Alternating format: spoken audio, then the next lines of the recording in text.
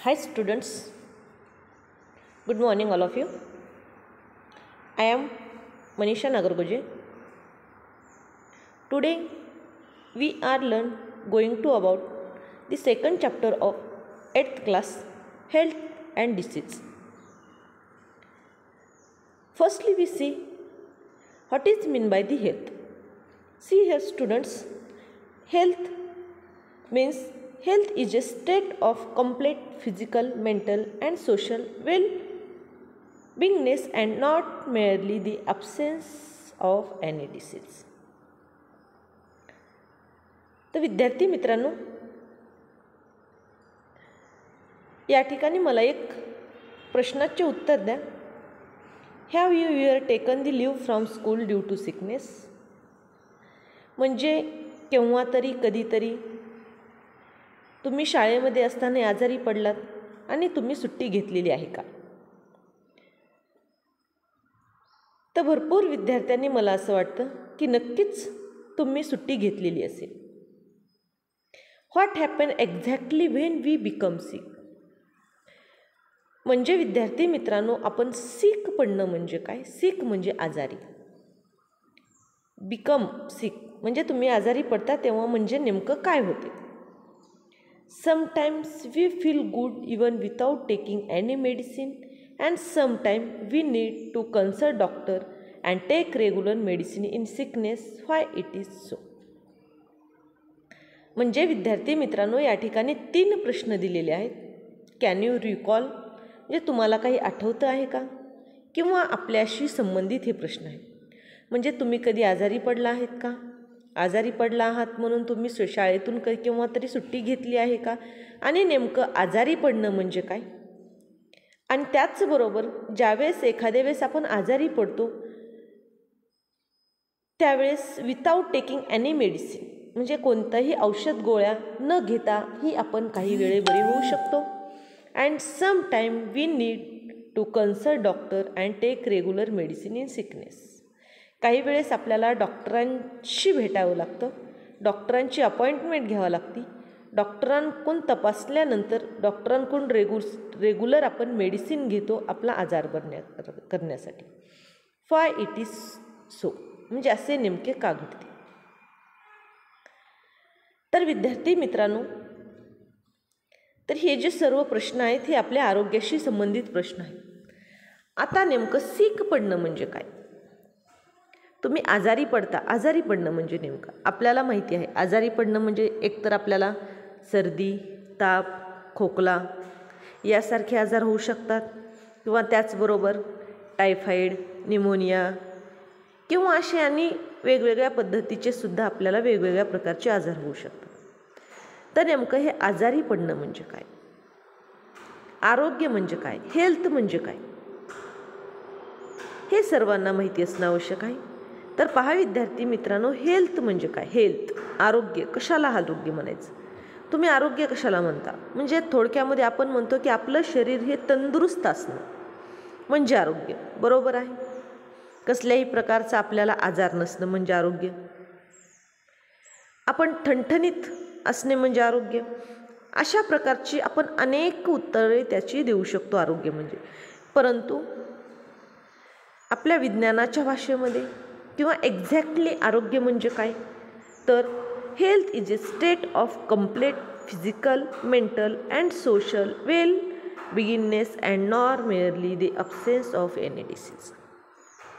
तर विद्यार्थी मित्रांनो, हेल्थ म्हणजे आरोग्य is a state of complete physical, mental, social म्हणजे ही अशी एक अवस्था आहे शरीराची की ज्यामध्ये आपण पूर्णपणे शारीरिक, मानसिक आणि सामाजिक फिट असणं यालाच आरोग्य असे म्हणतात. Not merely the absence of any disease. तर कोणत्याही प्रकारचा आपल्याला रोग नसणे म्हणजेच थोडक्यामध्ये आरोग्य. तर विद्यार्थी मित्रांनो, तुम्हाला नक्कीच लक्षात आले असेल की हेल्थ म्हणजे काय? Health is a state of complete physical, mental, social well beingness म्हणजे आपल्या आरोग्य याने की माणसाची, प्राण्यांची असणारी फिजिकल, शारीरिक, मानसिक आणि सामाजिक स्थिती योग्य असणे त्याचबरोबर आपल्याला कोणत्याही प्रकारचा आजार नसणे याला आरोग्य म्हटलेले आहे. आणि दुसरं जे आहे second word that is the disease. What is disease? रोग कशाला म्हणायचं?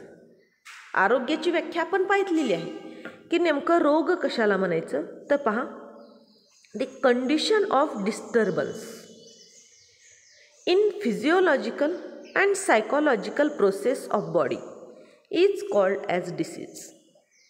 कंडिशन म्हणजे अवस्था, डिस्टर्बन्स डिस्टर्ब होणे, बिघडणे. थोडक्यामध्ये कशाची अवस्था बिघडते?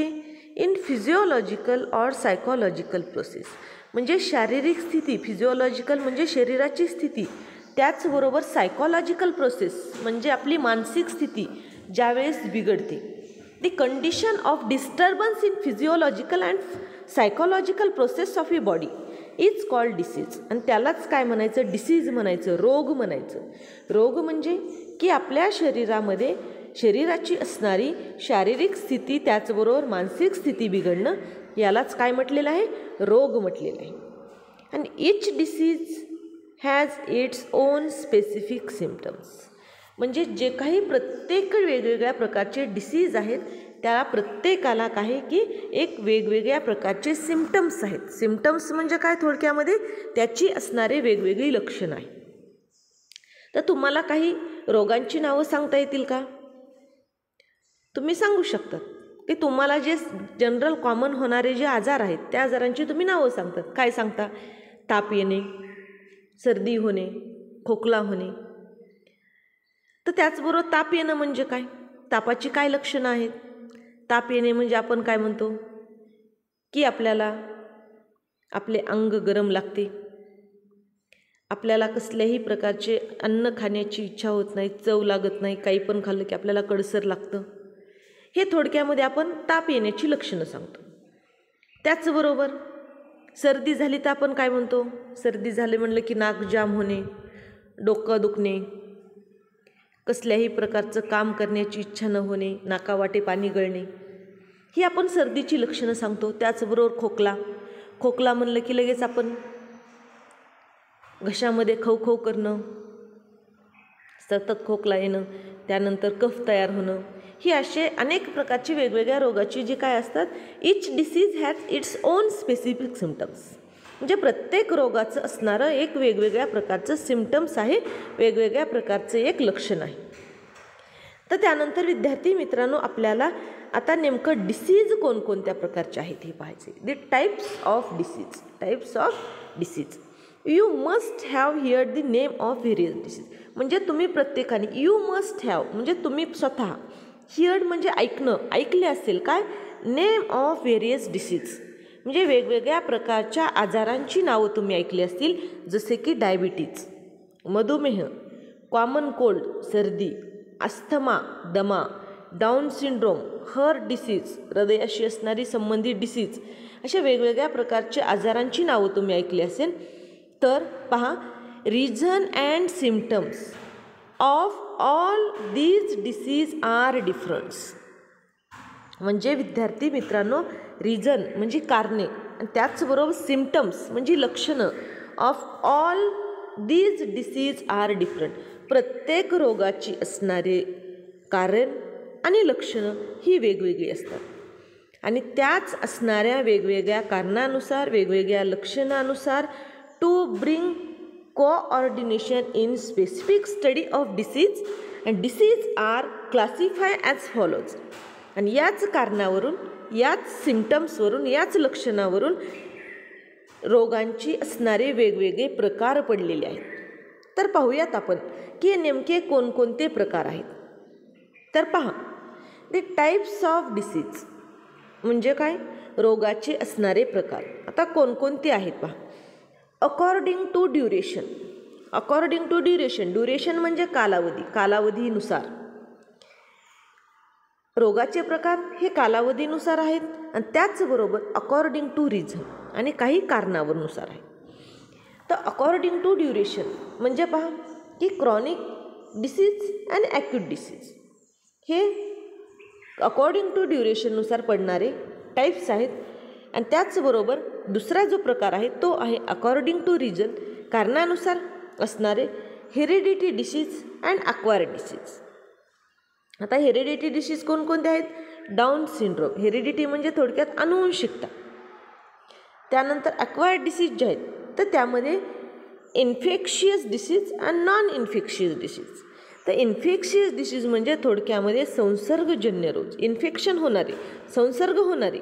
आणि नॉन इन्फेक्शियस डिसीज म्हणजे असंसर्ग असणारे रोग. आता थोडक्यामध्ये infectious disease common cold, flu, dengue. Non infectious diabetes, heart diseases. अशा प्रकारे हे आहेत types of disease. The two types of diseases according to duration and according to region, and these according to duration the two types of disease, chronic disease and acute disease, and according to region these are the classified into two groups, hereditary disease and acquired diseases.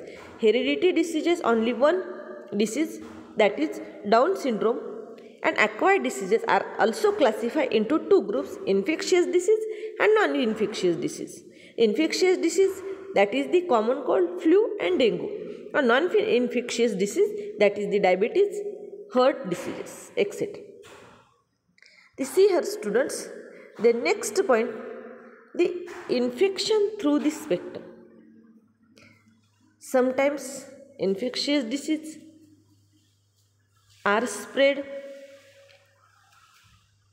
through the vaporize into the fine mist. Large droplets settle on the ground within few seconds. Then they are caused by the infections.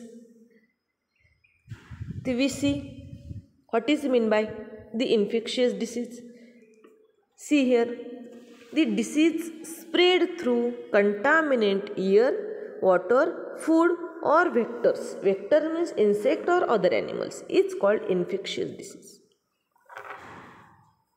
तर पहा विद्यार्थी मित्रांनो, infectious disease म्हणजे असे काही रोग आहेत की हे दूषित असणारी इयर्स, कंटामिनेटेड म्हणजे दूषित, इयर्स म्हणजे हवा, वॉटर म्हणजे पाणी, फूड म्हणजे अन्न, वेक्टर म्हणजे थोडक्यामध्ये असणारे माध्यम, इन्सेक्ट किड्यांच्या माध्यमातून किंवा काही प्राण्यांच्या माध्यमातून स्प्रेड होणारे डिसीज, पसरणारे रोग, याला म्हणायचं इन्फेक्शियस डिसीज.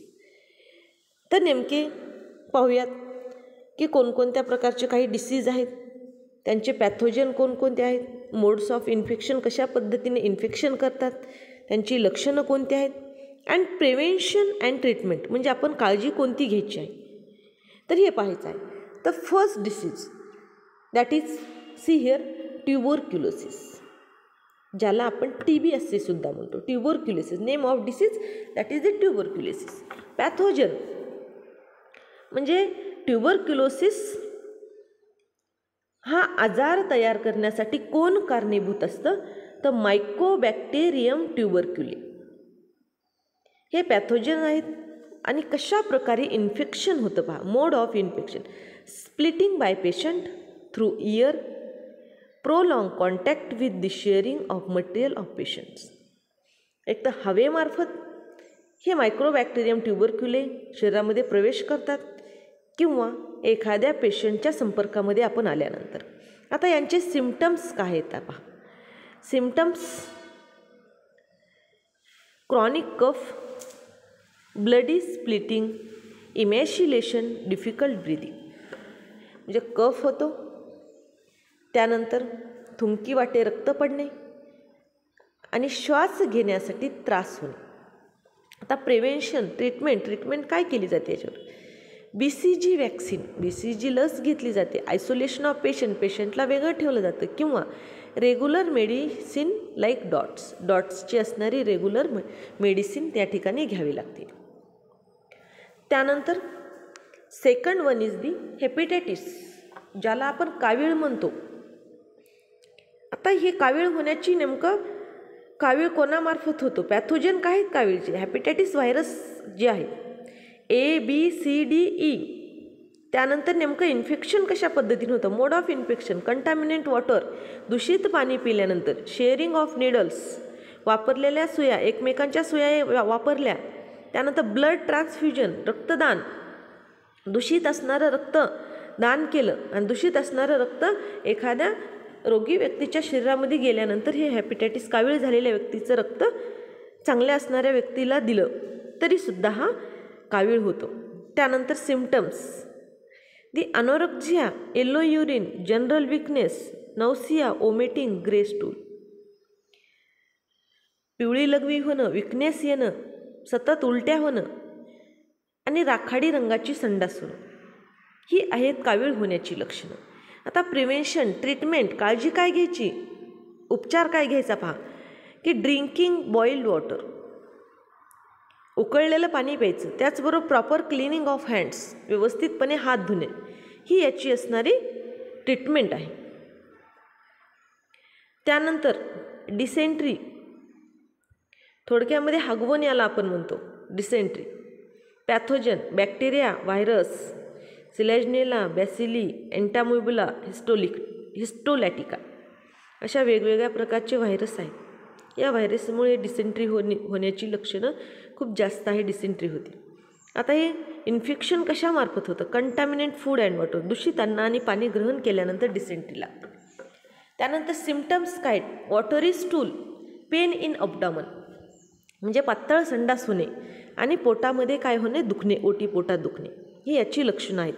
आणि काळजी काय घ्यायची, prevention and treatment, drinking of boiled water, उकळलेलं पाणी पिणं, प्रॉपर स्टोरेज ऑफ फूड, व्यवस्थितपणे झाकून ठेवलेलं अन्न ग्रहण करणे, आणि ORS कंझम्पशन, म्हणजे ORS हे सतत रेग्युलर घेत राहणं. त्यानंतर कॉलरा, पॅथोजन पहा, विब्रिओ कॉलरी, बॅक्टेरियम डिसीज आहे.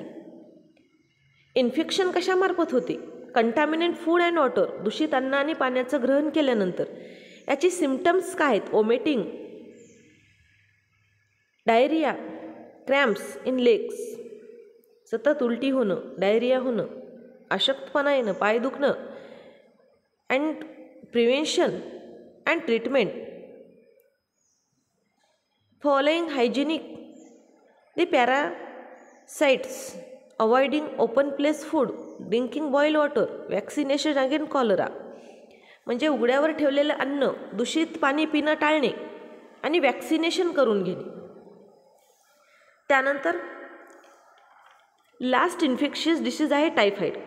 हा टायफॉईड नेमकं कोणत्या पॅथोजनमार्फत होतो, salmonella typhi. These are also bacterium disease. Infection कशामार्फत इन्फेक्शन होतं टायफॉईडचं, कंटॅमिनेट फूड अँड वॉटर, दूषित अन्न आणि पाणी ग्रहण केल्यानंतर टायफॉईड होतो. त्यानंतर याची लक्षणं काय, rash on abdomen, dysentery, fever up to 104 degree Fahrenheit, डोके दुखणे, पोटात दुखणे, हगवण लागणे, म्हणजे डिसेंट्री लागणे, थोडक्यामध्ये संडास लागणे ज्याला म्हणतो. त्याचबरोबर 104 डिग्री फॅरेनहीटच्या पुढे ताप जाणे. आणि त्याचबरोबर याचं प्रिव्हेन्शन आणि ट्रीटमेंट काय आहे पहा, ते drinking clean water, vaccination, proper disposal of sewage, स्वच्छ असणारं पाणी पिणे, वॅक्सिनेशन करणं आणि स्वच्छता पाळणं. अशा प्रकारे विद्यार्थी मित्रांनो, हे जे काही डिसीज होते हे सर्व इन्फेक्शियस डिसीज आहेत. म्हणजे थोडक्यामध्ये या डिसीज ज्या आहेत, या रोगांचा प्रसार हा कंटॅमिनेट एअर, फूड, वॉटर, प्राणी आणि अदर ॲनिमल्स यांच्या मार्फत होतो. अशा पद्धतीनं विद्यार्थी मित्रांनो, नक्कीच तुम्हाला आरोग्य म्हणजे काय, रोग कशाला म्हणतात, रोगांचे असणारे वेगवेगळे प्रकार कोणते आहेत, आणि त्याच प्रकारामध्ये जे इन्फेक्शियस डिसीज आहेत, तर ते कोणकोणते इन्फेक्शियस डिसीज आहेत, त्या इन्फेक्शियस डिसीजमध्ये पॅथोजन, मोड ऑफ इन्फेक्शन, त्यांचे असणारे सिम्पटम्स, आणि हे जर आजार झाले तर हे आजार थांबवण्यासाठी नेमकं काळजी कोणती घेणं, ट्रीटमेंट कोणती घेणं, हे नक्कीच तुम्हाला समजलं असेल. अशा प्रकारे हा व्हिडिओ तुम्हाला आवडला तर चॅनलला लाईक करा, शेअर करा आणि सबस्क्राईब करा. आणि या पुढच्या अभ्यासक्रमासाठी, नवनवीन व्हिडिओच्या नोटिफिकेशनसाठी चॅनलला सबस्क्राईब करा. धन्यवाद.